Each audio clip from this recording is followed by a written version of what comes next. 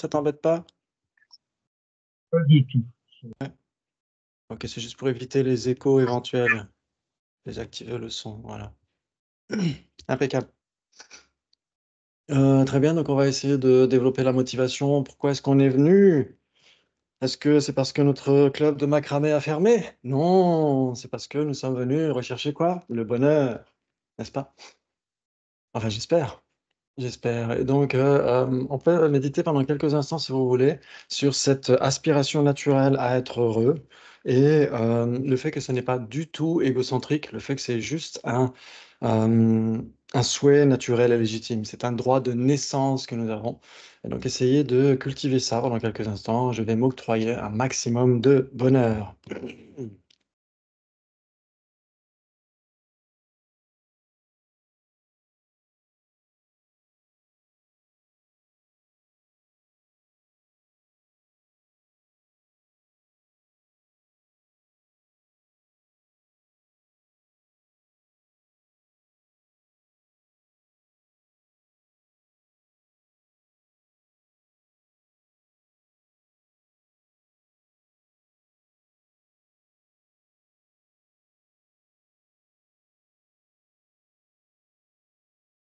Et donc, on peut envisager toutes les formes de bonheur qui pourrait exister. On essaie de choisir quelque chose de euh, digne d'intérêt, hein, une forme de bonheur qui soit suffisamment stable et définitive. Essayez de vous dire, je veux m'octroyer un maximum de bonheur, mais de manière intelligente. Qu'est-ce qui est vraiment la source du bonheur stable et définitif? Est-ce que c'est plutôt posséder les choses ou est-ce que c'est plutôt être dans un état d'esprit particulier?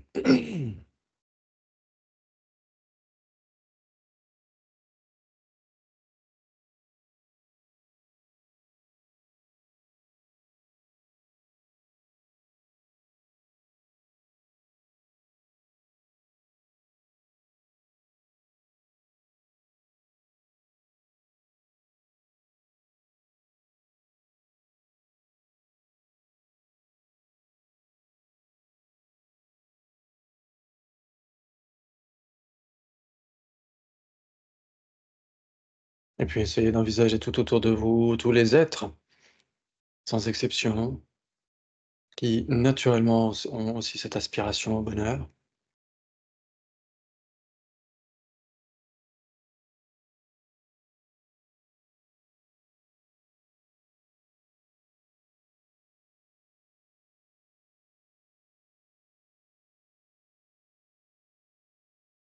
Les êtres humains, non humains, les animaux, et cetera, ont ce droit de naissance aussi, cette aspiration légitime et naturelle.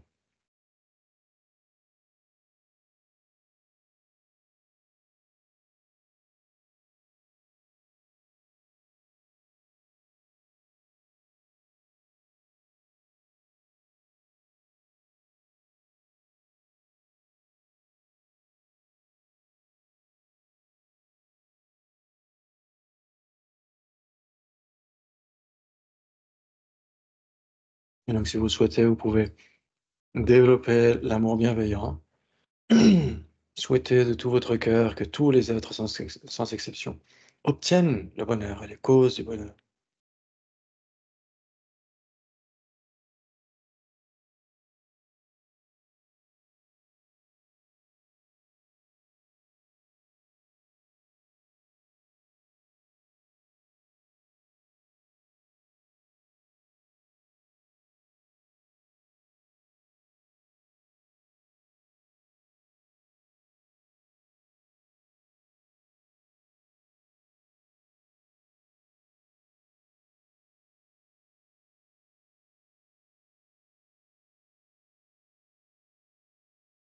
Et vous pouvez rajouter la responsabilité universelle, puis sais-je à moi seul être la cause du bonheur de tous les êtres.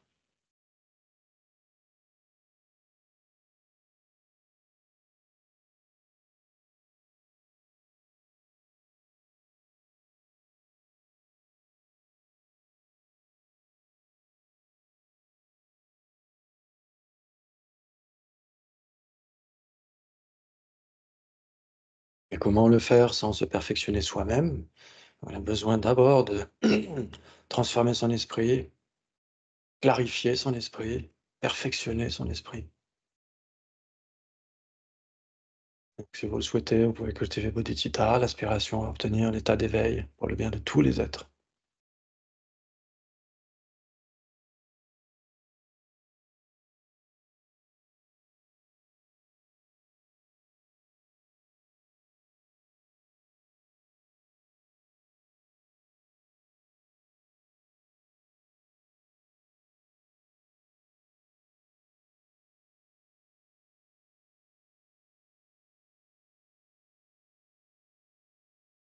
Et avec cette motivation, si vous le souhaitez, vous pouvez visualiser votre source de refuge, quelle qu'elle soit,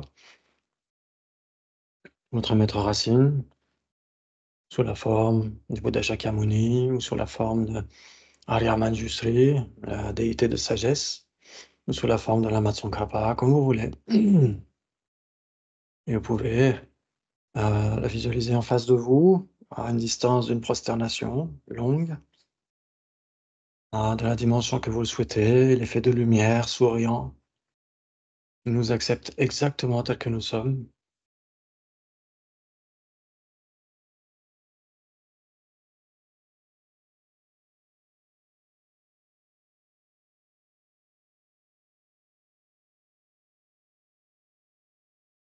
Et si vous le souhaitez, on peut prendre refuge pour les personnes qui le souhaitent. On peut prendre refuge en visualisant que tous les êtres, sans exception, se joignent à nous, dans cette aspiration à perfectionner leur esprit, à développer leur faculté de raisonnement, le bon sens associé au bon cœur.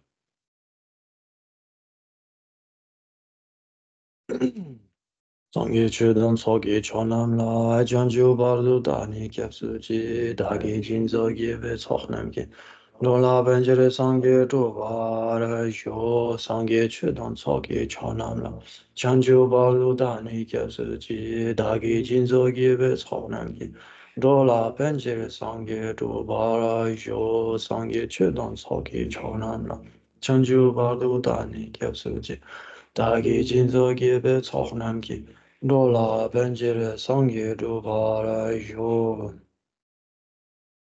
Notre maître est pleinement satisfait de cette orientation de notre esprit vers la perfection spirituelle pour le bien de tous les êtres. Et voilà qu'il est satisfait pleinement. Il se fond en lumière, cette lumière dorée, splendide, magnifique, qui symbolise l'acuité de l'esprit, la clarté de l'esprit. Et cette sphère de lumière vient rejoindre le sommet de notre tête. Et pour nous aider à développer notre esprit grâce au débat, grâce à la raison, vient se fondre en nous comme un flocon de neige à la surface d'un lac.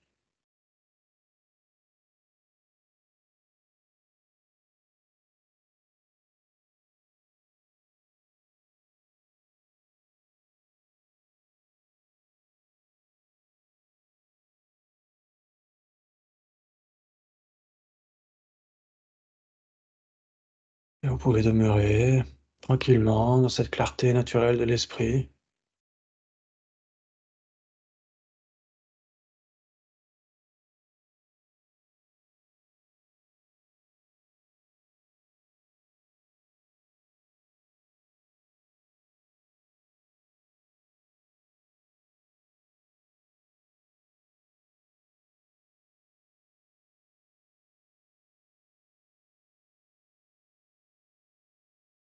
Merci beaucoup.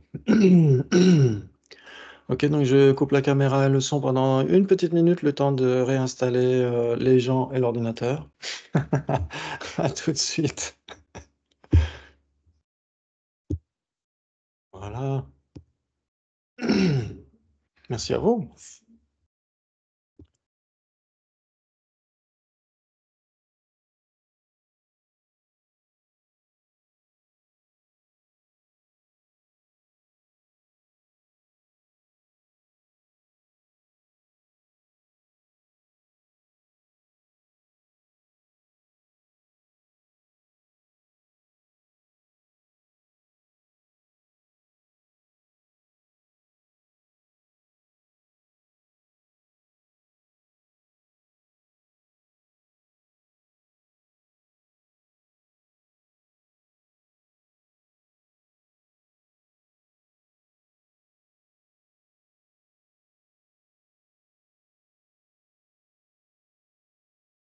Super.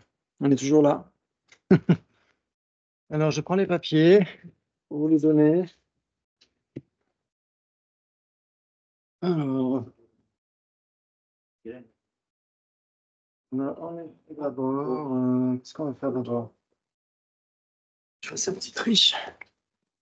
Et pour Bernard, je le mettrai dans le chat ou je fais le partage d'écran carrément. Ce sera plus simple. Ouais, ton micro est coupé, Bernard, toujours. Je pense que ce qu'on avait corrigé, c'est la même chose, grosso C'est très modo. similaire, exactement, en effet. C'est le tout début de ce que vous aviez corrigé avec Dominique. Là, Donc, je l'ai sous les yeux. ouais, parfait, très bien. Je le mettrai quand même un partage d'écran pour la vidéo, pour le replay. Et donc, ça s'appelle comparaison logique.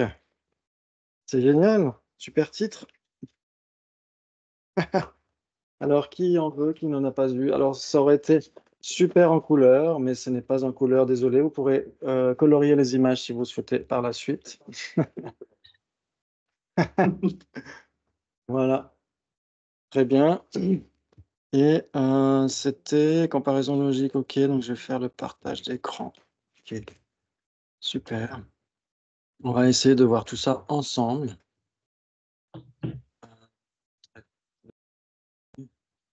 C'est parfait. Très bien. Alors. Ok. Et donc, ça s'appelle comparaison logique. Tu vois bien, Bernard, tu arrives à... Oui, je vois bien. Ouais, ok. Je vais agrandir un peu. Voilà. Parfait. Et donc, pourquoi est-ce qu'on a ces comparaisons logiques? Parce que ça permet justement de bien cerner un phénomène par rapport à un autre. Ouais. Donc, les gens qui ont déjà essayé d'avoir des infos dans les textes classiques, etc., on voit qu'il y a ces mentions-là. Il y a souvent ces mentions-là, ils disent il y a 3 possibilités entre ça et ça, il y a 4 possibilités entre ça et ça. Et justement, ce type de débat nous apprend à voir ce que ça veut dire.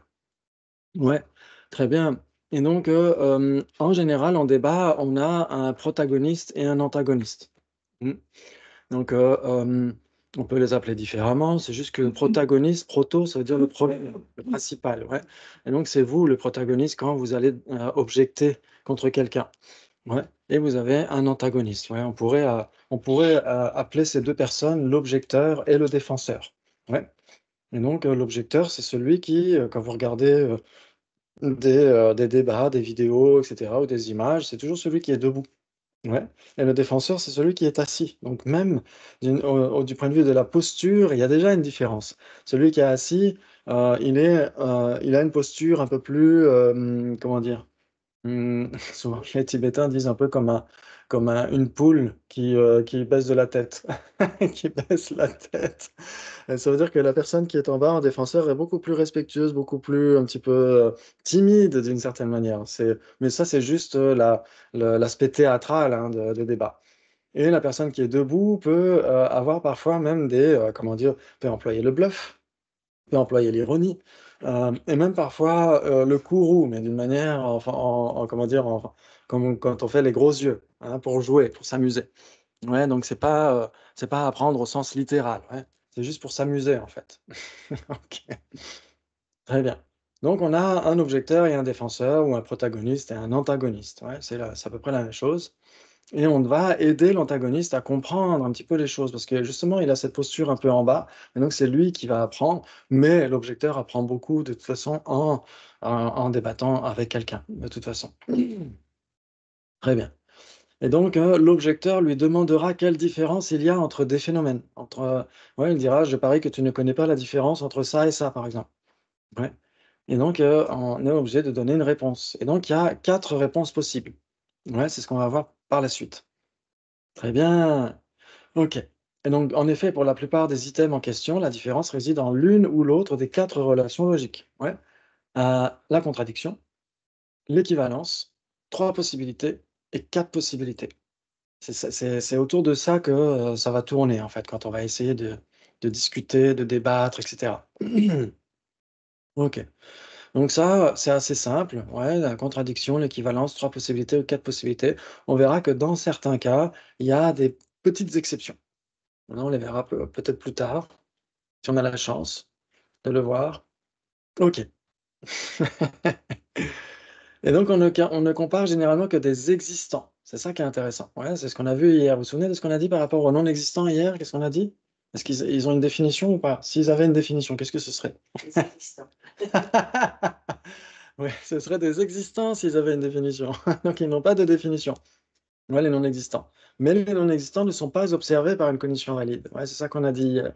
Seuls les existants sont observés par des cognitions valides, quelles qu'elles soient. Ouais, les nôtres, celles des Bouddhas, etc. OK. Et donc on ne compare que des existants. Ouais? OK. Ça va jusqu'à maintenant? OK. Très bien. OK. Et ceux-ci doivent être suffisamment distincts l'un par rapport à l'autre. Ça veut dire qu'on ne compare pas table avec table. Ouais, on ne se pose pas la question: «Est-ce que table est différente ou équivalente avec table ou contradictoire avec table?» Ça ne se pose pas comme question. Ouais, et on doit comparer au moins une différence minimale entre table et table orange, par exemple. Là, oui, on peut comparer.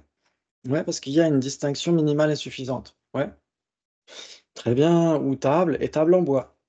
Là, oui, ça pourrait jouer. On pourrait les comparer. Mais on ne compare pas table avec table. Ça ne se fait pas, tout simplement. Ouais, parce que table n'est pas différente de table. Ouais, ça joue? Là, c'est Mmh. le mot, Oui. la situation familiale. Alors, est-ce que c'est le mot ou la représentation? En fait, c'est les 2 d'une certaine manière. Ouais, ça veut dire qu'on peut, par exemple, dans ce qu'on voit, par la suite quand on a des équivalents tels que des épithètes, par exemple, on dit le Bouddha ou le Bhagavan. Ce sont 2 mots différents, mais ça renvoie exactement à la même personne. Ouais, on pourrait dire, Isabelle ou, tu as un nom de refuge?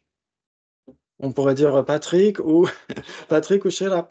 Si on dit Pat ou hein? Paris, la capitale de la France. Voilà, Paris ou la capitale de la France. Ouais, il y a Paris au Texas. Mais bon, OK. Non, non, ça, c'est moi qui chipote. Mais en effet, c'est un bon exemple. Paris ou la capitale de la France. Ce sont 2 façons de formuler la même chose, vous êtes d'accord? Donc il y a une différence minimale et suffisante malgré tout. Ouais? Ouais, ça joue, donc on pourrait comparer Paris et capitale de la France. On dira: «Ah bah, ils sont équivalents». Ouais? OK. Très bien, très bien. Génial, génial. Donc cette distinction, donc quand on parle d'une différence, ouais, c'est ça qu'on apprend dès le départ, même dans le livre que je vous ai montré hier, le tout premier débat, les 2 tout premiers débats, c'est sur les couleurs. Ouais, quelqu'un dirait, par exemple, si c'est une couleur, c'est nécessairement blanc. Personne ne le pense, bien sûr, mais c'est juste un cas d'école pour essayer de voir quelle est la différence minimale et suffisante entre 2 phénomènes, entre 2 couleurs, par exemple. OK. Donc cette distinction s'effectue au minimum par la conscience conceptuelle. Ouais, par exemple, Paris est la capitale de la France, c'est la différence se trouve dans le concept. Mais si on devait pointer du doigt, on pointerait du doigt nécessairement vers exactement la même chose. Mais malgré tout, pour la conscience conceptuelle, ça reste distinct. Ouais, donc ça reste quand même des phénomènes différents. Ouais, ça joue? Ou pas? Non? Oui, parce que Paris n'a pas toujours été la capitale de la France. Voilà, si on dit la capitale de la France au XXe siècle, au XXIe siècle. Si on disait par exemple, OK. Ouais, si on dit Patrick Echelah. Patrick, c'est ton nom, on pourrait dire, civil. Ouais, Echelah, c'est ton nom monastique. Mais quand on pointe du doigt vers Patrick, est-ce qu'on pointe du doigt vers, quelqu'un d'autre que Echelah? Non, on pointe du doigt vers Sheila aussi. Et si on pointe du doigt, alors ça ne se fait pas de pointer du doigt chez Et si on pointe du doigt vers Sheila, on pointe du doigt vers Patrick. Ouais. Donc les 2 sont équivalents. Ouais. Il y a peut-être d'autres Patrick. Il y a peut-être d'autres Patrick. Ouais, si on dit on pointe du doigt vers ce Patrick-là. Et il y a d'autres Sheila aussi. Ouais. OK. Je vois que vous êtes très affûtés. Ouh là là, je vais faire très attention à ce que je vais dire. OK, ce qu'il faut essayer de voir, c'est que la différence, elle doit être au minimum conceptuelle. Ouais, c'est notre conception qui fait la distinction. Mais en réalité, c'est toujours la même personne dont on parle. Ouais, OK. Mais on la désigne de 2 façons différentes. Donc ça reste C'est la même personne, puisque c'est deux niveaux d'existence de la même personne, oui, exactement. en tant que laïque et en tant que... Exactement. Exactement. Et donc la personne laïque n'existe plus, mais malgré tout, pour l'état civil, tu continues de t'appeler Patrick, non? Ok. Ouf. Mais c'est bien, il faut trouver des contre-arguments. Très important. Ouais. Je vois que ça commence à fumer. Non? Ok. Ok, très bien. Donc la distinction conceptuelle, ça commence comme ça, en fait. On essaie de voir qu'il y a des distinctions conceptuelles et si les phénomènes en question existent, en effet, ils vont être différents dès l'instant où il y a une distinction conceptuelle, ouais. Donc la distinction, elle peut se faire uniquement du point de vue des termes, ouais, des noms qu'on emploie, ouais, comme Patrick et Sherap, ou comme le Bouddha et le Bhagavan. Ouais. Ce sont juste les noms qui changent, mais en fait, ça renvoie au même référent. Ouais. Ok. Et la distinction peut s'appliquer au seul référent lui-même. Ouais. Et avoir les mêmes noms, par exemple les vers et les vers. Ouais, il y a les vers qui sont dans une strophe et il y a les vers qui sont dans la terre. Ouais. Et donc, c'est le même mot, mais le référent est très différent. Ouais. Ok. Très bien. On va dire Sherap et Sherap. Par exemple, Sherap, c'est le nom d'un moine, et en tibétain, c'est aussi la sagesse. Ouais, la sagesse. Et donc, dans ce cas-là, les référents seront différents, mais le nom sera exactement le même. Ouais, ça joue? Ok. Waouh. Vous êtes au taquet. Heureusement qu'on n'a pas commencé à 7 h du mat, hein. Ouais, ça joue jusqu'à maintenant, ça veut dire qu'on a les homonymes et on a les, comment dire, les équivalents, les épithètes. Ouais. Ok. Très bien. Et on a aussi la distinction qui peut se faire d'une manière, comment dire, euh, d'une manière, dans les deux en fait, le sens et le son. Ouais, la désignation et le sens. Ouais, par exemple. Quels exemples vous pourriez me trouver de phénomènes qui sont différents autant du point de vue du sens que du nom? La mer. Ah, mais Une table et une chaise, c'est tout simple. C'était là-dedans ou pas? Bravo! Ouf! Excellent, une table et une chaise. Le nom est différent et le référent est différent, ouais. Ok, d'autres? Tout simple. Exactement, un fauteuil et un lit, exactement. Super. Ouais. Génial. On va se rendre au magasin de bricolage. Les tutos brico de Jimpa. Ok. Très bien. Très bien. La distinction peut s'appliquer aussi bien aux désignations qu'à leurs référents, comme permanent et impermanent. Table et chaise, fauteuil et table, etc., etc. Très bien. Essayez de garder à l'esprit la définition de différent. Ouais, c'est phénomène distinct. Phénomène distinct. Ok. Un phénomène, c'est un existant, ouais, justement, ouais. Un phénomène, c'est un existant. Et la distinction, comme on l'a dit, ça doit être au moins conceptuel. Ouais. Ok.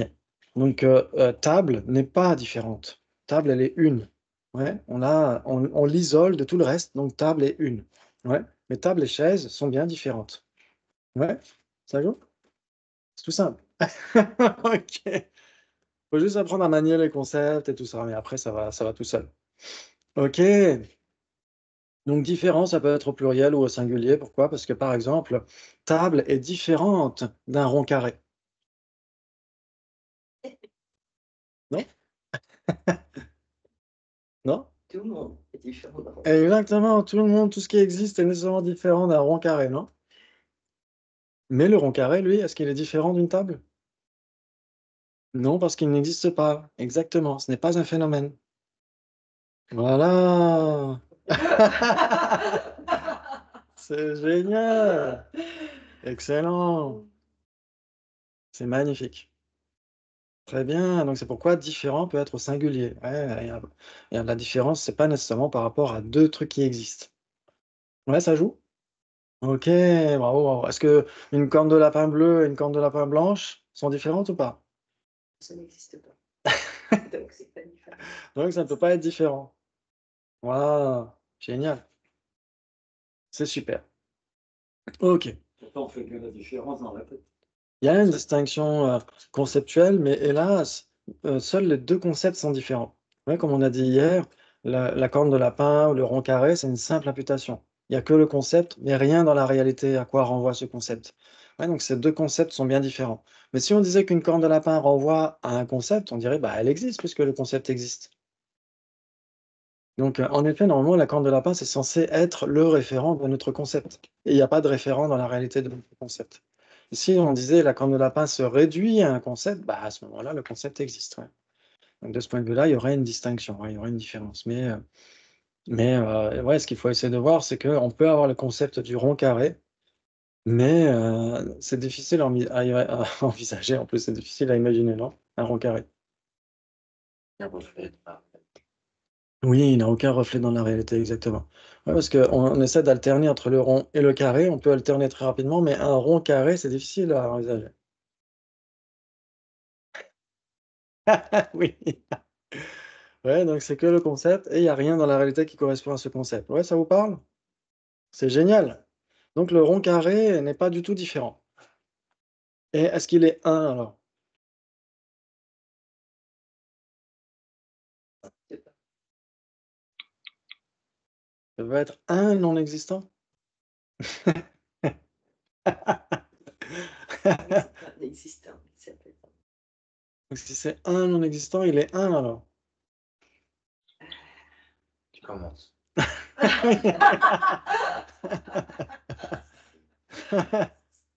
Parce que la définition de un, ce sera quoi? Ce sera phénomène non distinct. Il faut que ça existe aussi. C'est distinct, un rond carré.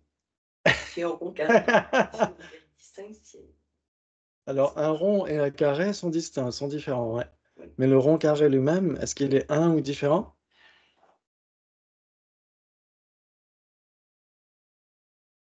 Un. Parce que la définition de 1, ce sera phénomène non distinct. Il faut que ça existe. Ah, mais oui, Ouais. c'est pas Concernant c'est l'existence, pas- c'est ni un ni distinct. Exactement. Si c'est un non existant, c'est ni un ni différent. Waouh! D'où l'avantage d'être existant. Oui, exactement. On a que des avantages à exister. Ça veut dire que puisque ça n'existe pas, ça ne peut pas avoir de caractéristiques. La caractéristique d'être distinct ou d'être indistinct, etc. Ça ne peut pas avoir de caractéristiques. Ouais. Il y a que ceux qui existent qui peuvent être caractérisés comme étant distincts ou pas distincts. Ouais. Ça, c'est très, très important. Très important pour la suite, pour la voie médiane, par exemple. Ouais. Quand on va étudier la voie médiane, la vacuité, etc., il y a certains raisonnements. Par exemple, dans le chapitre 18 du Madhyamaka Shastra d'Arya Nagarjuna, où il se pose la question, est-ce que la personne est une avec ses agrégats ou différente de ses agrégats? Ouais, est-ce que la personne est une avec son corps et son esprit ou distincte de son corps et de son esprit? Et donc, on recherche une personne inhérente. Ouais, donc soit elle serait une de manière inhérente avec son corps et son esprit, soit distincte de manière inhérente de son corps et de son esprit. Et si on voit que ce n'est ni l'un ni l'autre, il n'y a tout simplement pas de personne inhérente. C'est un non-existant. C'est génial ça. C'est ça que nous apprennent ces outils conceptuels, c'est ensuite pour l'adapter à la voie médiane et à la libération, la voie vers la libération, etc. Ouais, ça veut dire que si le soi inhérent existait, il serait soit un, soit différent. Parce qu'il n'y a pas d'autre possibilité en fait. C'est une dichotomie, un et différent. C'est-à-dire que tout ce qui existe doit être soit un, soit différent. Il n'y a que deux tiroirs. Tout ce qui existe ne peut être mis que dans un tiroir ou dans l'autre.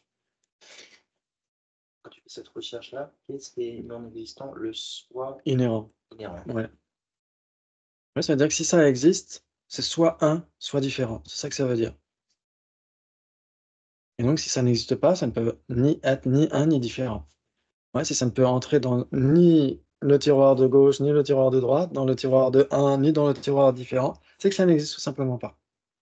Ouais, donc si on arrive à certifier que la personne inhérente, du point de vue des Madhyamika, la personne inhérente ou la personne véritable, n'est ni véritablement une avec ses agrégats, ni véritablement distincte de ses agrégats, c'est tout simplement qu'elle n'existe pas. C'est génial. Ok, donc vous laissez tomber, c'est pas grave, c'est juste pour ceux qui ont déjà entendu ces concepts-là. Mais on voit les applications énormes ensuite par la suite, quand on va aborder ces traités magnifiques, ces traités de la voie médiane, etc. C'est waouh, c'est juste Tu incroyable. nous donnes le but au début. Exactement. Comme ça, on sait à quoi ça sert. Ouais, sinon, on se dirait, mais pourquoi on se prend le chou à se dire un indifférent? C'est vrai, en réalité. Ok. Très bien. Donc, c'est ça qu'il faut voir, c'est que existant, c'est comme un œuf énorme qui est divisé en deux. Vous avez le blanc, c'est 1, le jaune, c'est différent. Vous avez le blanc d'œuf et le jaune d'œuf. Est-ce qu'il y a autre chose que ça? Oh, la coquille. Bon, on enlève la coquille. La poule a existé, non? La poule a existé. Et l'œuf aussi, non? Ok. Je vois où tu veux en venir.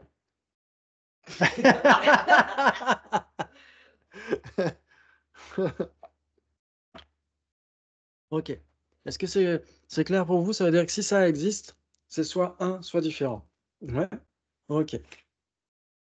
Très bien. Par exemple, table, ça va dans quel tiroir? Un, exactement. Chaise. Un, exactement. Isabelle? Un. Ou une. Exactement. Mais table et chaise, les 5 agrégats, etc., deux livres, livres et étagères, permanents et impermanents, sont tous différents.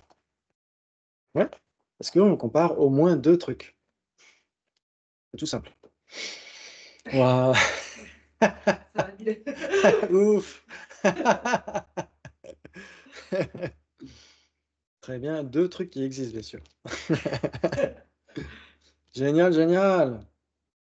Ok, très bien. Donc après, on va essayer de voir la contradiction. Ok.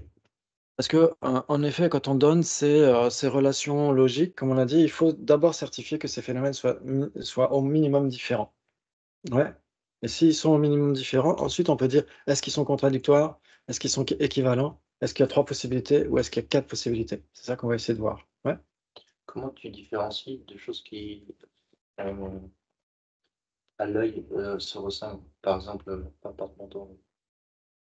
C'est-à-dire ah non, les cintres. Les cintres. Les cintres, ouais. Là, par exemple, il dit cintre bleu, cintre rouge. Ok, Ouais. c'est distinct. Mmh. Mais si je prends deux cintres de la même couleur, Ouais. comment je les distingue? Bah, il y en a un qui est à gauche, l'autre qui est à droite ou l'autre qui est plus haut, l'autre qui est plus bas. Et s'il y en a un qui est ni à gauche ni à droite? Ah, c'est dans le néant, là. Alors s'il occupe linéaire. ouais, il est néant tout simplement, s'il non. occupe exactement la même place. Oui. Ouais. C'est-à-dire que même visuellement, on doit faire la distinction, non? Si on fait la distinction du point de vue de la perception directe, c'est d'autant plus le cas pour la conception. Ouais. C'est ça qu'on a vu hier, on a dit qu'il y a 2 types de cognition valides parce qu'il y a 2 types d'objets de compréhension. Hem, Ce qu'il faut voir, c'est que tous ces débats reposent sur vraiment le constat basique de la philosophie bouddhiste, c'est qu'on a accès à l'univers avec 2 trucs très importants dans notre esprit, soit la perception directe, soit la conception. Ça, c'est très important. Ouais. C'est pourquoi ici on parle de distinction minimale et suffisante du point de vue de la conception, la conceptualisation. Parce que, si on se pose la question, un truc un petit peu plus chiadé, est-ce que la table et sa couleur sont différentes ou une? Perception. C'est la perception. Exactement. À la perception, elles ne sont pas distinctes. Ouais, pour la perception visuelle, quand la conscience visuelle voit la table, elle voit la couleur de la table. Et quand elle voit la couleur de la table, elle voit la table. Ouais. Ou quand on voit Sheila, on voit Patrick. Quand on voit Patrick, on voit Sheila. Ouais. Par contre, qu'est-ce qui fait la distinction? C'est notre conception. C'est ça qui est très important. Ah! Ah, vous êtes déjà des experts en philosophie bouddhiste! C'est génial. Hein? C'est super parce que, en effet, la distinction, si elle est visuelle, si on distingue la bouteille de la table, nécessairement, ce sera d'autant plus le cas pour la conception. Pour la conception, ce sera d'autant plus flagrant. Par contre, même si la perception ne fait pas la distinction, la conception peut la faire quand même. C'est pourquoi on parle d'une distinction conceptuelle minimale et suffisante pour avoir des phénomènes différents. Ouais, ça veut dire que, si on parle de la forme de la bouteille et la bouteille, pour notre conscience visuelle, il y a pas de distinction. Ouais, aussi, si on met le doigt dans l'eau, le froid de l'eau et le froid de l'eau, la température de l'eau, notre conscience tactile ne fait pas la distinction.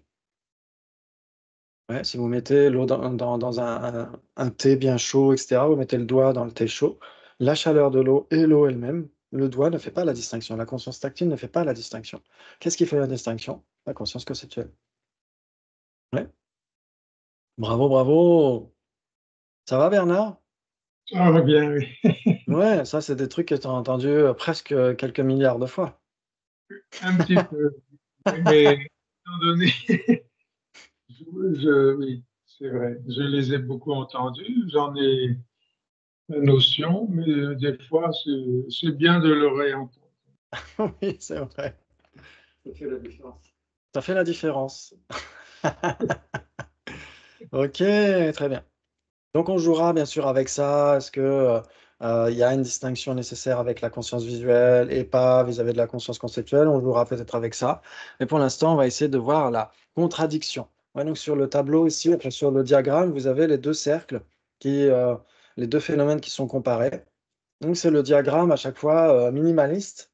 Ça veut dire que est-ce qu'on peut cocher dans chacune des cases? Ouais, c'est ça qui va nous montrer, comment est-ce qu'on peut comparer les phénomènes. Ouais, et donc on commence toujours quand l'objecteur nous demande quelle est la différence entre table et chaise, par exemple. Donc là, bien sûr, c'est basique, mais après ça peut être plus croustillant, ouais.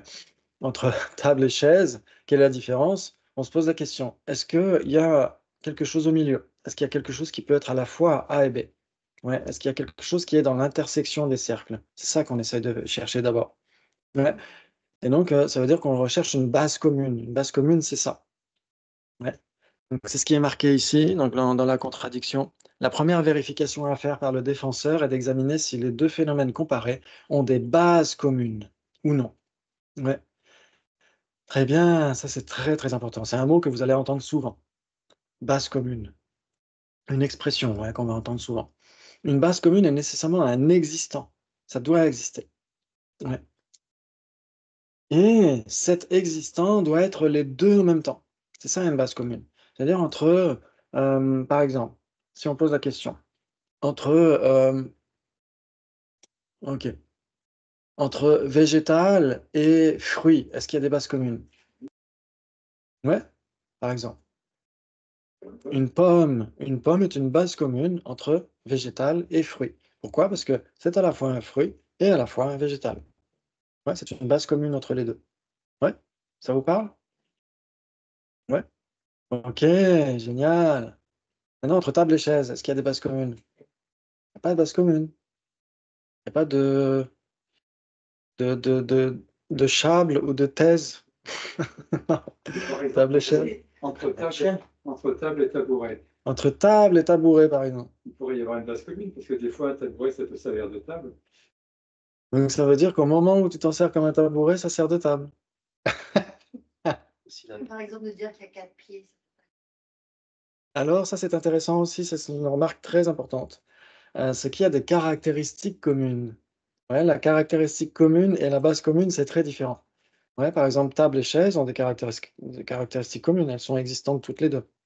Elles sont impermanentes toutes les 2. Ce sont des meubles toutes les 2.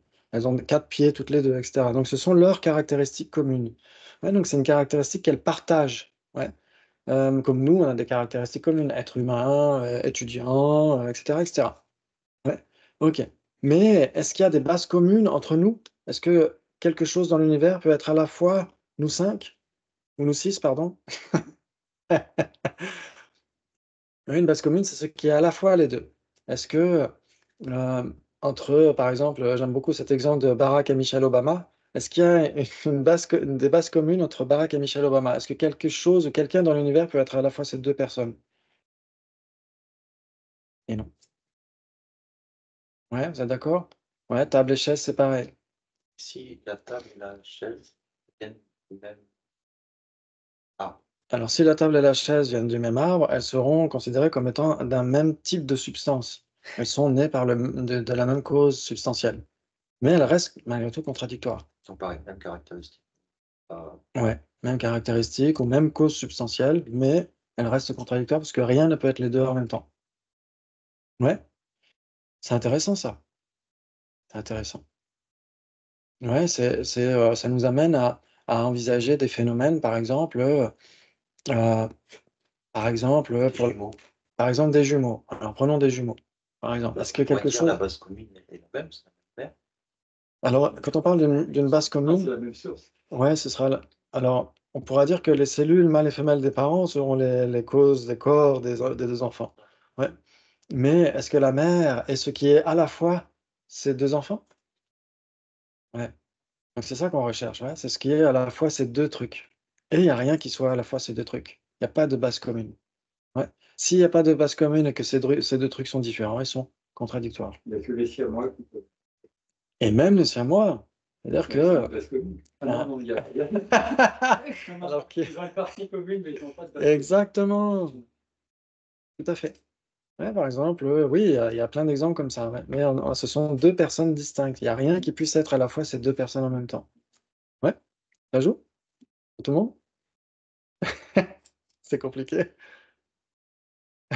C'est un peu tiré par les cheveux. Oui, parce que ces notions-là, souvent, c'est vrai, quand on étudie la philosophie bouddhiste, parfois, on peut tout mettre dans le même sac, ouais, tout mélanger. Ou alors on peut faire des divisions très artificielles, etc. Et donc justement, apprendre ça, se dire qu'en effet, il y a des choses qui sont contradictoires. Par exemple, il y a des gens qui vont dire, bah, imaginons, hein, qui diraient, bah, le bouddhisme et l'hindouisme, c'est la même chose parce qu'ils parlent tous les deux du karma. Ouais, donc on pourrait mettre les deux, dire il y a des bases communes entre le bouddhisme et l'hindouisme, tout simplement parce qu'ils parlent du karma, de la libération, etc. Mais en fait, c'est extrêmement distinct, c'est même contradictoire. Il n'y a rien qui puisse être à la fois une pensée hindoue et une pensée bouddhiste, du point de vue de la libération et du karma, etc. C'est vraiment passionnant. Ça va être dur à expliquer à quelqu'un. Oui, parce que souvent, au lieu de l'œcuménisme, on fait du syncrétisme. Ouais, parce que l'œcuménisme, c'est génial, il faut respecter toutes les traditions, etc. Mais parfois, sous prétexte qu'on veut respecter toutes les traditions, on fait du syncrétisme. On dit, bah, tout est la même chose, tout va dans le même sac. Mais en fait, c'est le contraire du respect des traditions. C'est ne pas respecter leurs différences très, très précieuses. Donc c'est ça, c'est à ça que nous amène ça, ce type de débat, c'est de se dire que oui, tout ne va pas nécessairement dans le même sac. Il y a des distinctions à faire et il y a même parfois des contradictions entre certains phénomènes. Ouais. Donc là, bien sûr, on prend des points, des sujets très basiques, hein, fleurs, personnes, table et chaises. Mais en réalité, c'est vraiment pour aller dans des choses beaucoup plus intéressantes du point de vue de la libération, de la voie vers la libération, pour le Lamrim, par exemple. Ouais. Par exemple, si, ok. Si par exemple on parle des 10 négativités, ouais, vous les connaissez par cœur, les 10 négativités. Ouais. Ok, qui sont? Les troubles du corps, ne pas fait, ne pas veiller, ne pas d'inconduite sexuelle, Exactement. ne pas de la parole, Oui. ne pas Se mentir. mentir, ne pas avoir des paroles blessantes, Mm. qui édifient, c'est futile. Oui. Et ne pas avoir de pensée de jalousie, ni méchante, ni de vue fausse. Oui, la convoitise, la malveillance et la vue fausse, exactement. Et parfois, on dit les 10 actes négatifs. Or, les 3 dernières sont des afflictions, sont des états d'esprit perturbés, ne sont pas des karmas. Les karmas et les afflictions sont contradictoires. Donc, c'est juste parfois, des fois, on mélange un peu tout. On dit, voilà, on parle des 10 actes négatifs, mais en fait, non, tous les 10 ne sont pas des actes. Les 3 derniers sont des afflictions. Oui, quand on parle du karma et des afflictions, on parle des vraies origines de la souffrance. Les karmas et les afflictions sont contradictoires. Il n'y a rien qui puisse être à la fois les deux. Ouais, avec les 3 derniers, tu as quand même du karma négatif. En effet, tu peux accumuler le karma négatif, mais malgré tout, ces trois-là restent des afflictions. Ouais, c'est pas un acte. C'est pas un acte, c'est Ce ça. ne sont pas des actes. D'accord. Exactement. Donc, ça nous amène à préciser notre pensée. Et là, bien sûr que c'est quand même assez grossier, ça reste intéressant du point de vue de la libération. Mais ensuite, quand on essaie d'analyser la vacuité ou l'impermanence subtile, etc., on ne les voit pas directement. Donc, on a besoin de faire un portrait robot de la vacuité ou de l'impermanence subtile, un portrait robot conceptuel suffisamment ressemblant. Sinon, ça risque d'être extrêmement à côté de la plaque. On peut se dire, bah, la vacuité, c'est le néant, par exemple. Et là, ce serait extrêmement dangereux. Ouais, donc si on arrive à certifier grâce à la raison, ce qui est contradictoire avec la vacuité, ce qui, est équivalent avec la vacuité et cetera, on finit par avoir une certification conceptuelle d'un objet qui ne nous apparaît pas encore, mais qui, sera perçu grâce à un entraînement méditatif. Donc c'est pourquoi il faut, délimiter comment dire? Comment dire? Circonscrire suffisamment précisément l'objet pour ne pas le confondre avec un autre. Ouais, surtout quand c'est un objet qui n'est pas vu directement. Quand c'est vu directement, c'est facile. Ouais, table et chaise, c'est facile. Mais justement, au début, on s'entraîne avec des choses un peu plus, comment dire, du quotidien pour ensuite l'appliquer à des choses beaucoup plus constructives. Mais en effet, ça semble parfois alors c'est vrai qu'il y a des débats parfois tirés par les cheveux, ça c'est sûr, hein. Il y a cet exemple-là, si par exemple on va dans l'atelier d'un ébéniste pour la première fois et qu'on le voit en train de déguiser ses ciseaux, on va se dire: «Il a pas un métier super». On va se dire: «Ouais, c'est pas génial». Par contre, si on voit la finalité, une belle œuvre d'art et cetera, là on se dit: «Oui, ça sert à quelque chose» et certains débats servent à aiguiser nos ciseaux, servent à aiguiser notre, raisonnement logique, mais le raisonnement logique en tant que tel est pas très intéressant, enfin le contenu n'est pas très intéressant, c'est se poser la question de la couleur des nuages et cetera, c'est pas passionnant. Mais si ensuite on applique cette acuité de l'esprit à des choses beaucoup plus profondes, là oui, là c'est intéressant. OK, est-ce que ça vous parle? Génial! Donc c'est toujours important de voir la finalité de tout ça. Ouais, c'est pourquoi on a fait tout à l'heure une méditation sur la motivation, parce qu'au début, souvent les débats, la dialectique, tout ça, on a les gens, ça a une mauvaise réputation parce que les gens se disent: «C'est pour se faire des nœuds au cerveau, c'est pour couper les cheveux en 4». Mais en réalité, c'est vraiment pour comprendre les textes classiques et obtenir la libération et aider les êtres à se débarrasser de la souffrance. C'est magnifique ça. OK, très bien. C'est jusqu'à quelle heure ce matin? J'ai oublié. OK, c'est cool. Le Ouais, point d'interrogation, là, c'est la base commune. exactement, le point d'interrogation pour y revenir ici, c'est la base commune. Ouais, ça veut dire qu'on recherche entre A et B une base commune. Exemple, Al l'état oui, alors par exemple, ouais, entre forme et couleur, par exemple. Entre matière et couleur. Est-ce qu'il y a des bases communes?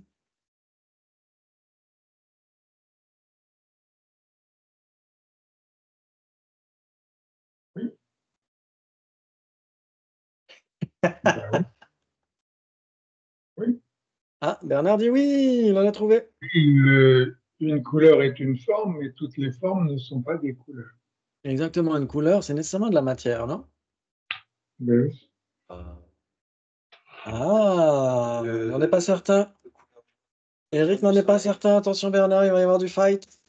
Une Ça couleur, va ça va saigner. c'est Alors, qu'est-ce que tu atomiquement, pourrais nous trouver comme contre-exemple, Éric? Par exemple, pour contrer la vue de Bernard. Pour moi, le jaune du soleil et le bleu du ciel, c'est pas des matières. C'est pas de la matière. Alors, si tu n'as pas entendu Bernard, je vais répéter clairement en exagérant un peu. Non. euh, le... Qu'est-ce que tu as dit?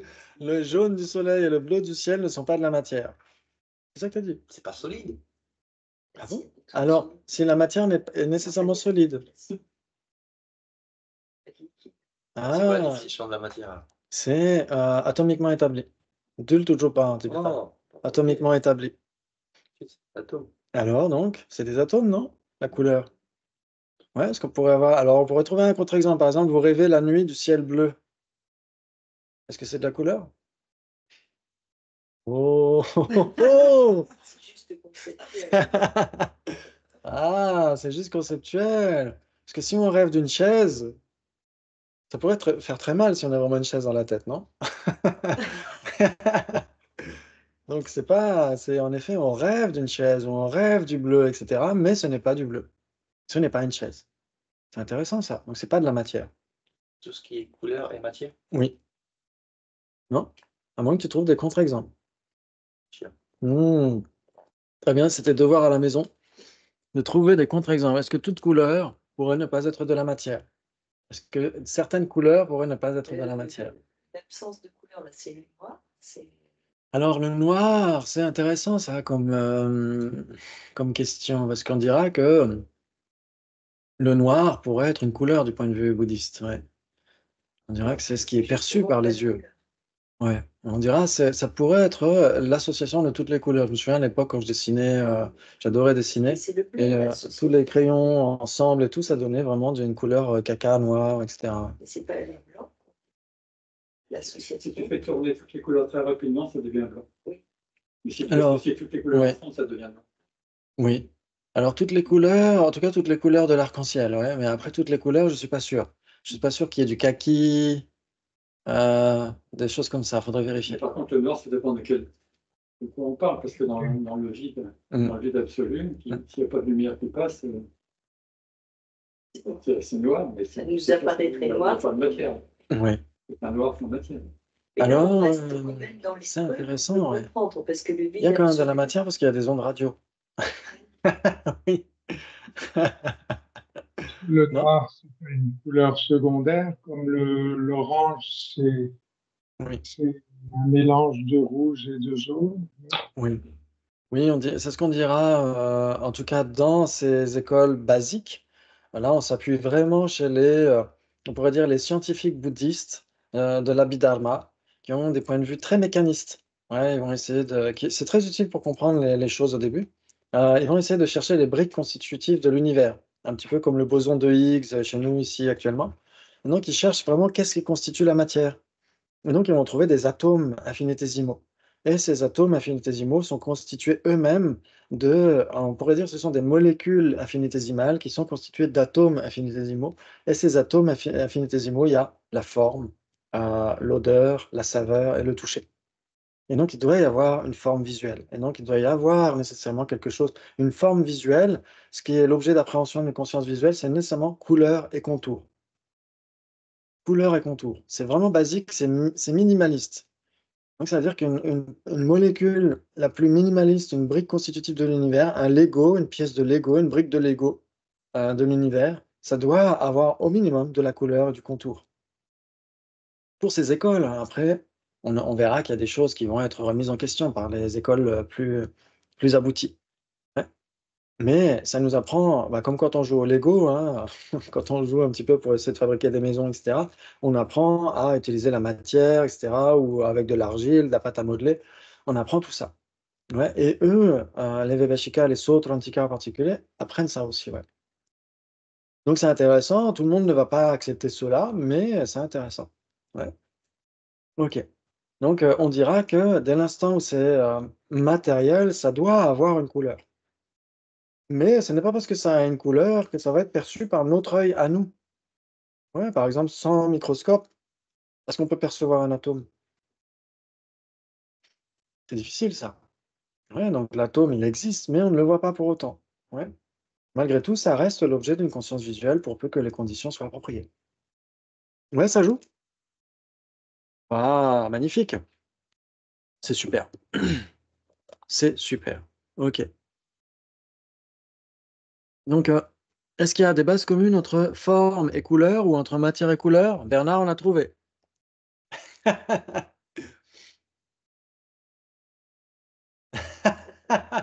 Est-ce qu'il y aurait d'autres bases communes entre... qu'est-ce que tu avais dit, Bernard? Tu avais dit quoi? Tu avais dit? Entre, Parce qu'il faut donner un exemple assez précis, en fait. oui, Qu'est-ce qui serait entre dans tout ce que vous voyez là? Qu'est-ce qui serait une forme base et commune couleur, eh entre... ben, toute couleur est une forme, mais toute forme n'est pas une Ouais. couleur. Parce Donc que ça là, tu peut es être en train de, voilà, là, tu es en train de donner l'implication, ce qui est très bien. Mais si on devait donner une illustration, une base commune, un oui, exemple d'une base commune. euh, commune, qu'est-ce qui est une forme? Ah, est-ce qu'on pourrait dire le canapé rouge, dit Isabelle? C'est très intéressant, ça. Est-ce que le canapé est une couleur? Non, le canapé n'est Ah, pas la une couleur. couleur du canapé. Le canapé, oui, c'est ça. Hmm, Ah, oui, c'est comme sinon, le cheval blanc, le cheval c'est blanc. intéressant, ça. Oui. On apprend la précision, c'est génial, ça. Le canapé n'est pas une couleur, vous êtes d'accord? Mais la Oui. couleur du canapé est une couleur. OK! Bravo, c'est comme la couleur du cheval blanc d'Henri IV. Ouais, le cheval blanc n'est pas blanc. Ouais, n'est pas une couleur. C'est la couleur du cheval blanc qui est blanche. Bravo, bravo. Oui, on apprend à faire ces distinctions, justement, on apprend la précision. Ouais, c'est génial ça. OK, donc en effet, Isabelle a tout à fait raison, la couleur du canapé rouge, c'est une base commune entre quoi et quoi? Qu'est-ce qu'on cherchait? Entre forme et couleur ou entre matière et couleur, ouais, forme égale matière, ouais. Entre forme et couleur, exactement. La couleur du canapé rouge est une base commune entre forme et couleur. Ouais, ça parle à tout le monde? C'est tout ça. Oui. Ouais. Dis cette fois? s'il vous plaît. C'est tout simple. C'était ça la phrase, c'est tout simple. Pardon. Ok. Ça parle à tout le monde? C'est ça qu'il veut dire. Non. La couleur du canapé rouge est une base commune entre forme et couleur. Ouais, exactement. Pourquoi? Parce que c'est à la fois une couleur et c'est à la fois une forme, ou c'est à la fois de la matière. Ouais, C'est une base commune entre matière. matière et couleur. Parce que c'est ce qui est à la fois les deux, tout simplement. C'est génial ça.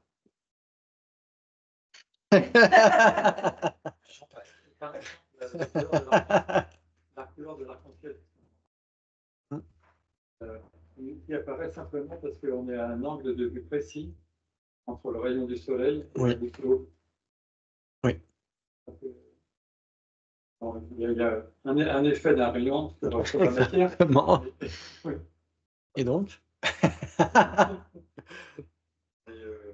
Dès qu'on se déplace un petit peu, ça n'existe plus. Exactement. C'est simplement l'observateur qui crée cette.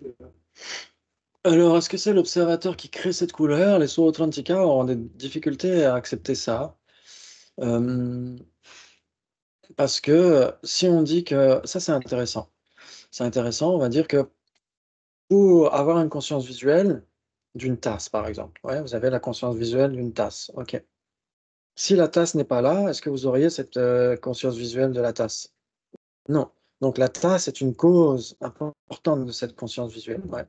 Si c'est une cause, elle doit exister nécessairement avant son effet. Ça, c'est primordial. Ouais. Chez la plupart des écoles, l'immense majorité des écoles bouddhistes, une cause doit exister avant son effet.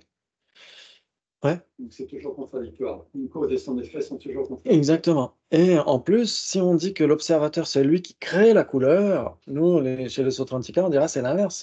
C'est la couleur qui crée la conscience de la couleur, puisque c'est sa cause. Ouais. Oui, non, c'est le fait qu'on se trouve à cette place-là Mm. qui crée Oui. la couleur. Oui, on dira que la localisation est une condition de l'observation de la couleur. Mais ce n'est pas ce qui va créer la couleur elle-même. Pour les Sautrantika, en tout cas. Et est-ce que c'est important d'apprendre notre histoire? Ça, est-ce que du moment qu'il y a l'apparence de la couleur, est-ce que ça ne nous suffit pas Pour dans notre raisonnement? Dans notre raisonnement par rapport aux bases communes ou oui. Oui, dès l'instant où on a une couleur. L'apparence. Exactement. Il y avait lu quelque part que même la neige bleue, ça marche. Puisqu'elle nous apparaît bleue, Ouais. c'est pas une erreur. C'est pas erroné. Alors, on dira que pour les Prasangika, c'est pas une erreur. Enfin, pour les Prasangika, ce sera différent. Ils vont dire que n'importe quelle cognition, même une cognition fausse, qui est complètement à côté de la plaque, reste une cognition valide au regard de l'apparence. Ça, c'est les Prasangika qui diront ça. Les Sautrantika diront c'est une cognition fausse, c'est une perception, c'est une conscience conceptuelle fausse. Un truc pas syndical. Oui, exactement. C'est quoi la neige bleue? C'est pas dans l'histoire? Quand de loin on voit une montagne enneigée et avec les reflets du soleil, etc., elle paraît bleue, la neige, alors qu'elle est blanche. Mm. Donc, dans l'existant. Donc, alors la neige bleue est un non-existant, donc c'est bien l'apparence claire d'un non-existant qui se manifeste. On ne pourrait pas dire qu'un non-existant apparaît, parce qu'un non-existant ne peut pas effectuer l'action d'apparaître, qu'il n'existe pas. Mais il y aura l'apparence claire d'un non-existant. Du coup, dans notre comparaison, est-ce que s'en tenir à l'apparence, est-ce que ça suffit? Pourquoi pas? Ouais. Après, est-ce qu'on dira que le bleu, la couleur bleue de la neige, est-ce que c'est un existant? Est-ce que ça peut être une base commune entre couleur et forme? C'est comme le mirage. Le mirage aussi, ouais. Ouais, ça pose question. Peut-être que pour les passants du cas, Oui, peut-être que pour les Prasangika, ça marcherait. Mais chez les Sautrantika, ils sont beaucoup plus basiques. Ils vont dire qu'il faut que, pour que ce soit la cause d'une conscience visuelle, une cause doit nécessairement exister. Ouais, c'est intéressant ça. Pour ceux que ça intéresse. le fait qu'on le voit bleu, alors que c'est pas ça. Le fait qu'elle apparaît bleue, il y a une cause à ça. L'observateur qui se déplace, une cause. Oui, il y a plusieurs causes et conditions. Mm. Oui, c'est Plusieurs pas la causes et cause conditions. objectale. Oui, la condition objectale, ça doit être l'objet en question, exactement. Mm, tout à fait.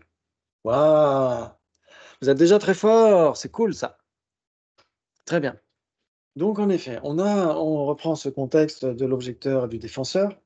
Le défenseur est assis par terre et l'objecteur est debout. Et donc, il demande au défenseur de donner la différence qu'il y a entre permanent et impermanent, par exemple. Ouais. Et donc, A serait permanent, B sera impermanent, ouais, sur notre diagramme. Et donc, que va faire le défenseur? Est-ce qu'il y a des bases communes? Et bien, il va chercher. Est-ce que vous pourriez trouver des bases communes entre permanent et impermanent? Non? Tu es sûr? Tu es sûr de toi? En cherchant bien. Il n'y a pas de Oui. Oui. Ça, après, on va voir justement les réponses du défenseur. On va approfondir tout ça, ouais. Mais en gros, si je devais vous demander, je parie que vous ne connaissez pas la différence qu'il y a entre permanent et impermanent. Vous allez dire, bah oui, la raison n'est pas établie en effet. Donc, donnez la différence qu'il y a entre permanent et impermanent. Qu'est-ce que vous diriez? Contradictoire. Alors, je pourrais le formuler de manière plus claire. En effet, parmi contradictoire, équivalent, 3 possibilités, 4 possibilités, laquelle des options allez-vous choisir entre permanent et impermanent? Contradictoire pour Bernard aussi. Ils sont différents, pas de base commune. Ils sont différents et pas de base commune. Bravo! En effet, permanent et impermanent sont différents. Et il n'y a aucune base commune entre les deux. Rien n'est à la fois permanent et impermanent. Ça joue? Ouais. À moins que Anne nous trouve des contre-exemples. On ne sait jamais.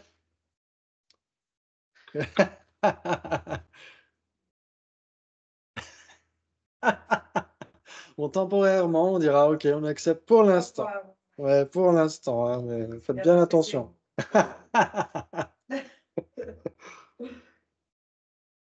Et donc, à ce moment-là, le défenseur donne normalement une bonne réponse. Normalement, hein, jusqu'à maintenant. Et donc, l'objecteur pourrait aller plus loin. Il pourrait dire c'est contradictoire parce que Parce que ça n'a pas de base commune. parce que ça n'a pas de base commune. Si ça n'a pas de base commune, c'est nécessairement contradictoire. J'accepte. Et donc, il n'y a pas de base commune entre corne de lapin bleu et rond carré, donc ils sont contradictoires. Même différent. Donc, corne de lapin bleu et corne de lapin rose n'ont pas de base commune. Il n'y a rien qui puisse être les deux, ouais. Mais elles n'existent pas. Donc, elles ne peuvent pas être contradictoires. Seuls les existants peuvent être contradictoires. La raison n'est pas établie, c'était pas une bonne réponse. Donc, on pourrait... Oui, en effet. Parce que ça dit parce Oui, qu'il oui, existe. ouais, ça peut être des sujets de débat. Ouais. Non, la raison n'est pas établie. Oui, la raison n'est pas établie, c'est une réponse en débat, exactement. Donc ça, on va le voir, je pense, cet après-midi. On va le voir cet après-midi, on va essayer d'en parler. Ouais. Là, on va essayer de bien comprendre déjà les relations logiques et on va voir les... Et on va voir les réponses après. En fait, ouais, on va transpirer, ouais. C'est juste qu'on manque d'une certaine habitude, hein. Tout ça, c'est nouveau et donc c'est normal. Hein. C'est pas- Changer de retraite. C'est trop tard, vous êtes obligé d'aller au bout.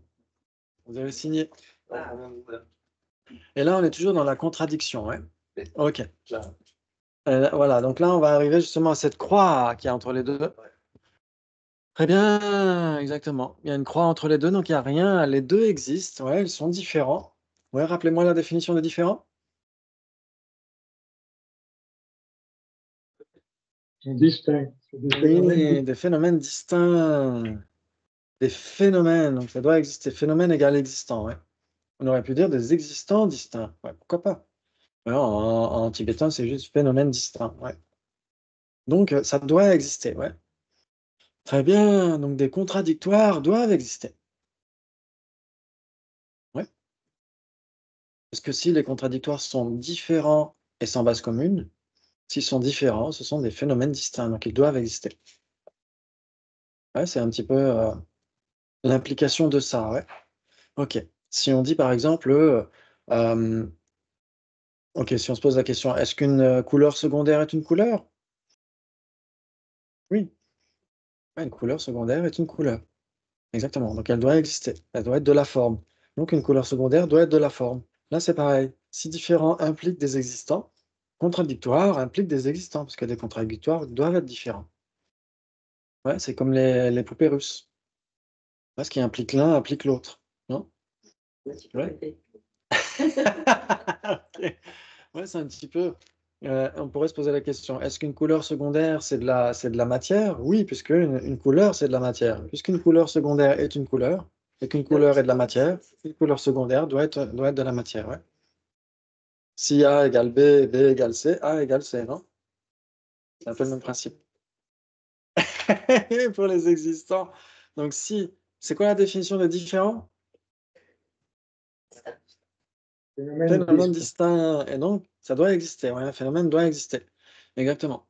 Et donc, si différent est inclus dans la définition de contradictoire, ça veut dire que les contradictoires doivent exister puisqu'ils doivent être différents. Et que différent veut dire phénomène distinct. Non? Ouais? Non?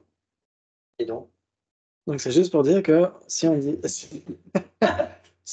si on disait que, ouais, tu prouves le truc, exactement. Tu dis que les contradictoires doivent nécessairement exister. Pourquoi? Parce qu'ils sont nécessairement différents. Et si c'est différent, c'est nécessairement existant. Parce que la définition de différence est phénomène distinct. Phénomène égale existant. Ouais. Donc c'est juste qu'il faut s'habituer un petit peu à ces. C'est très dur de prouver le truc. En fait, comme on l'a dit dès le départ, en fait, ces 4 relations logiques impliquent des existants de toute façon. Alors, on ne peut pas dire qu'une corne de lapin soit contradictoire avec un rond carré. Elle n'est rien du tout. Elle ne peut pas être contradictoire parce qu'elle n'est rien du tout. Ouais. Mais si ça existe et que c'est comparé, et que c'est quand on compare des phénomènes distincts, à ce moment-là, on a soit la contradiction, soit l'équivalence, soit 3 possibilités, soit 4 possibilités. Donc, si c'est l'une ou l'autre de ces relations logiques, c'est nécessairement des existants que ça concerne. Ouais. Ouais, c'est tout simplement que ça que ça veut dire. OK, très bien. Mais Il faut prouver les choses, on ne peut pas s'en tenir à l'impression. exactement, on doit prouver ce qu'on avance. C'est ça qui est intéressant, autant que faire se peut. Ouais, ça veut dire que si on disait que si ça n'a aucune base commune, c'est contradictoire, est-ce que ça joue? Si moi je disais, OK, si c'est sans base commune, c'est nécessairement contradictoire. Bon, bah, s'il faudrait dire phénomène. Il faudrait dire phénomène. Exactement, puisque un rond carré et un triangle orange, non, un triangle rectangle, ne sont pas contradictoires, n'ont pas de base commune. Donc ils n'ont ni de base commune, ni ne sont contradictoires. Ouais. Et dans le rectangle, c'est un piston. Ah, ça existe un triangle rectangle? OK, donc un triangle ovale. Un triangle ovale et un rond carré. Ouais, n'ont pas de base commune. Un rond carré, un triangle ovale, n'ont pas de base commune. Il n'y a rien qui puisse être ces deux en même temps, vous êtes d'accord? Et pourtant, ils ne sont pas contradictoires. Pourquoi? Parce que les contradictoires doivent exister. Oh là là. OK. Est-ce que, une table est contradictoire avec un rond carré? Ah bon? Il est là, il La table est contradictoire avec le rond carré, mais le rond carré n'est pas contradictoire avec le Bravo. ça. Non, ça fait juste, que table n'est pas contradictoire table est contradictoire avec rond carré, Mais pas l'inverse. mais pas l'inverse. Eh oui! C'est contradictoire. Alors, on peut pas le formuler comme ça, que les 2 sont contradictoires. Sinon, c'est comme si les 2 étaient mutuellement contradictoires, comme si les 2 existaient. Mais on peut juste le formuler comme en disant: «La table est contradictoire avec le rond carré». Mais on peut pas dire que le rond carré et la table soient contradictoires, sinon ça voudrait dire que les 2 existeraient. C'est vraiment la façon dont on le formule. Mais ça, c'est vraiment spécifique. Là, je suis en train de vous titiller. Les signes comment c'est je peux redire ça? On ne peut pas dire que table et rond carré sont contradictoires. Exactement. Le rond carré est existant. Exactement. Qu'est-ce qu'on peut dire? On peut dire que la table, elle, est contradictoire avec le rond carré. Alors c'est mmh. C'est La pas table et le rond carré sont contradictoires, mais ouais. on peut dire que la table Elle est contradictoire. Parce qu'il y a que elle qui existe entre les 2. Il y a que elle qui soit contradictoire ou différente du rond carré. Mais le rond carré, lui, il n'est différent ni contradictoire avec rien. Je suis d'accord, mais ça, c'est un petit peu tiré par les cheveux. Oui, c'est vrai. C'est vrai. C'est pour apporter un peu plus de précision, ouais. Et c'est aussi pour apprendre les négations, parce que les négations sont très importantes, parce que la plus belle des négations qui existe dans l'univers, c'est laquelle? C'est le non-soi ou la vacuité. Exactement, donc on doit apprendre les négations aussi, c'est très intéressant, mais c'est un peu aussi, ça, parfois ça donne des débats surréalistes. Exactement. T'as déjà compris d'avance. Pas juste. Je suis en vacances. C'est 30 Pour dernières. l'instant, je suis en vacances. On va en profiter. Très bien. Il va se lâcher, ça va être difficile à suivre. Ok, donc là, vous avez en dessous des diagrammes la définition du contradictoire. Ouais, différent et sans base commune. C'est tout simple. Ouais, Ça. permanent et impermanent sont différents. Et rien ne peut être à la fois permanent et impermanent. Donc, ils sont contradictoires. Ouais. Ok, génial. Mais ils restent, ils ont des caractéristiques communes. Ouais. Permanent et impermanent existent. Ouais. Caractéristiques communes. Ok, donc les contradictoires existent donc nécessairement. Or, si on devait comparer corne de lapin et fleur, fleur est contradictoire avec corne de lapin. Mais cette contradiction n'est pas mutuelle. Ouais, c'est exactement ce qu'on vient de dire. Ouais. Ouais, parce qu'en anglais, Daniel Perdu, lui, il parle d'exclusion mutuelle. En anglais, on dit mutual exclusion, mutually exclusive, ouais, en anglais. Mais dans ce cas-là, ça marche pas. Ouais, il n'y a pas d'exclusion mutuelle, parce que la corne de lapin, elle n'est pas contradictoire elle-même. Donc c'est juste une question de traduction. Vénéral Geshe-Lossel emploie la contradiction, moi je parle de la contradiction aussi. Mais Daniel Perdu, lui, il parlait d'exclusion mutuelle. Ouais. Mais dans tous les cas, ça ne fonctionne pas. Ouais. C'est juste ça. Ok, très bien. J'espère qu'il me reste encore de la batterie. Euh, Ça devrait le faire parce qu'il reste 20 minutes de batterie. Ok. C'est ça. C'est Ouais, pour je ça trouve. que tu as défini la longueur nécessaire. Peut-être. Il est là. Il est 12. Ben, c'est parfait. Ah, C'est chouette, hein? t'as pas vu le temps passer. Ouais. N'empêche, tu lis ce paragraphe sans Ouais. explication. Ah bah oui. Bien sûr. Super. Non. Corne de lapin n'est pas une fleur, mais il n'est cependant pas contradictoire à fleur, car pour pas un phénomène distinct de fleur, pourrait différer avec l'existé qu'un phénomène équivalent avec l'existant. Pourquoi pas? Tu vois. Éventuellement. Garde-toi ton cours, tu dis ça comme ça.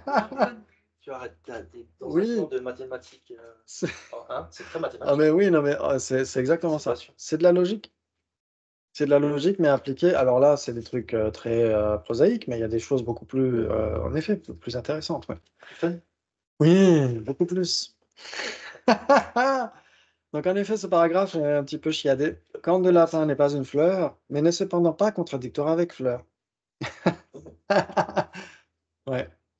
Car elle n'est pas un phénomène distinct de fleur. Ouais. Pour être différent, il faut exister, car phénomène est équivalent avec existant. Ouais. Ok. Donc voilà, ça c'est juste un truc en plus. Ouais. On a d'autres exemples comme ça. Je ne vais pas vous en parler maintenant, mais il y a d'autres exemples dans le sens inverse. Ouais, mais ça c'est pas très grave. Ok.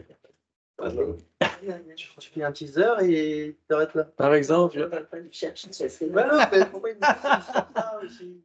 par exemple, on pourrait dire table et chaise.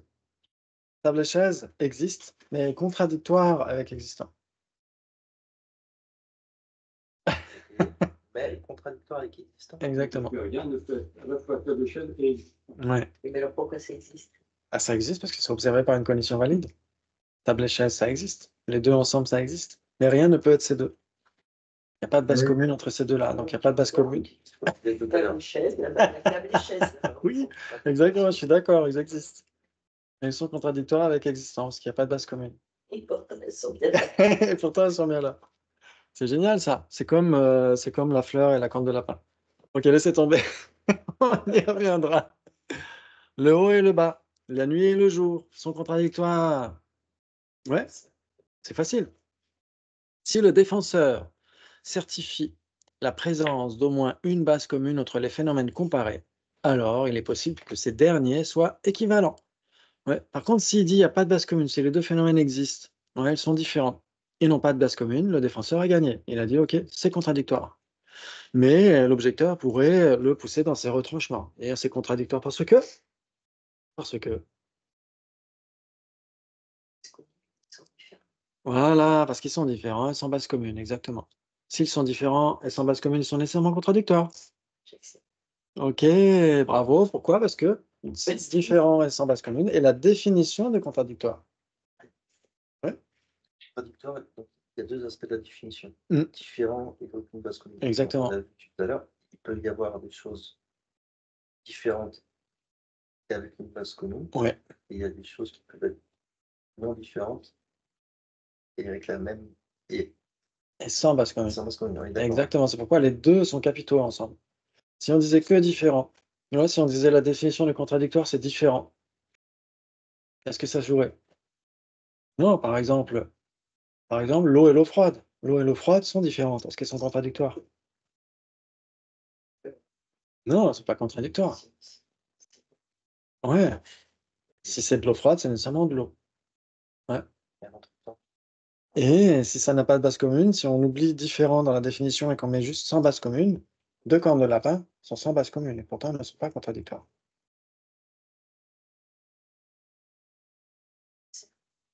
Les formes de la fin ne sont pas différentes. Elles ne sont ni différentes ni sans base commune. Et pourtant elles ne sont pas contradictoires pour autant.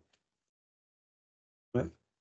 Ok, très bien. Donc c'est pourquoi les définitions, elles ont un des points importants, c'est que certains éléments des définitions réfutent, écartent d'autres phénomènes ou d'autres possibilités.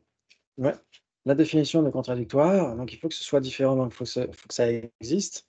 Et en plus, il faut que ce soit différent. Ça veut dire que table, est-ce que table et table sont contradictoires ou équivalentes, etc. Non, elles ne sont ni rien de tout ça. Table et table ne sont pas distinctes. Ouais, donc il faut qu'on choisisse des phénomènes suffisamment différents. Et donc c'est pourquoi les contradictoires doivent impliquer des phénomènes suffisamment différents. Et qui n'ont aucune base commune. Rien n'est les deux en même temps. Rien n'est les deux en même temps.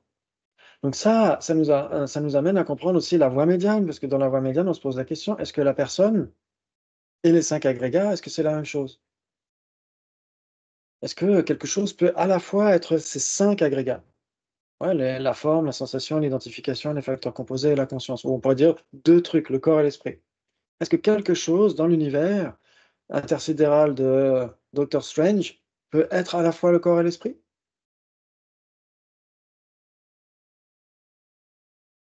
Et non, exactement. Donc le corps et l'esprit sont contradictoires. Même la personne ne peut pas être le corps et l'esprit. Ouais, c'est à ça que ça nous amène à comprendre, ouais.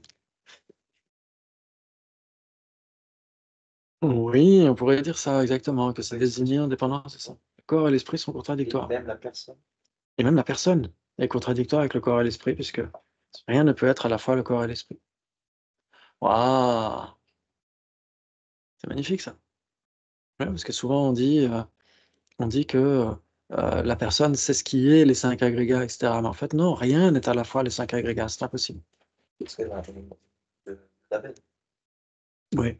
Ça, Mmh. Ouais, ça vous parle? je sais.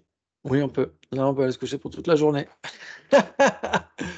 OK, donc essayez de garder au moins à l'esprit 2 définitions. La définition de différent. Si vous pouvez avoir en plus à l'esprit la définition de un, c'est encore mieux. Ouais, ouais, différent, c'est quoi la définition de différent? Phénomène distinct. C'est phénomène distinct, exactement. Et la définition de un, c'est Phénomène non non distinct. distinct, exactement, phénomène non distinct. Parfait! Si vous pouvez garder ça à l'esprit, plus la définition de contradictoire, ce serait génial. Ouais. Exactement, et vous savez ce que veut dire base commune. Si vous avez déjà ça pour ce matin, pour cette première session, c'est déjà énorme. Non, peut-être pour ce matin. Pour cette première session de ce matin. Et si vous avez envie, le souhait, si vous avez envie, mais non, c'est pas trop. C'est pas trop. Non? La deuxième session, on va faire autre chose. On risque de les avoir oubliés. C'est pour ça on va faire des révisions tout à l'heure. On va discuter. Là, c'était la théorie et après, on va essayer de discuter. C'est normalement, ça aide beaucoup à discuter parce que plus on formule les choses, sinon, c'est juste ça passe là et ça ressort là. Alors que si on formule les choses, si on débat, ouais, ce sera différent. Si vous voulez regarder ça pendant le temps que vous avez, ce serait très intéressant. Ça vous... Ah, vous avez Karma Yoga. Ah, c'est pas bon. C'est pour ça qu'il a fait Pendant les temps de pause, on continue la- Alors, on fera ça tout à l'heure. Ok. Si, on fera ça tout à l'heure. Allez, Ce sera la suite. Dédicace. C'est très important parce qu'on a développé la motivation dès le départ, une motivation très forte, très puissante, très profonde, très vaste, magnifique. Et donc, essayer de comprendre ces choses-là avec cette perspective d'obtenir l'éveil ou la perfection spirituelle pour le bien de tous les êtres, c'est extrêmement énorme. Essayer de bouger un petit peu nos zones de confort et d'essayer d'aborder des choses un petit peu plus peut-être inhabituelles, inusitées, etc. C'est aussi une façon de purifier beaucoup de karma négatif. C'est une façon d'aller à l'encontre de nos habitudes, d'être ordinaire, etc. C'est génial.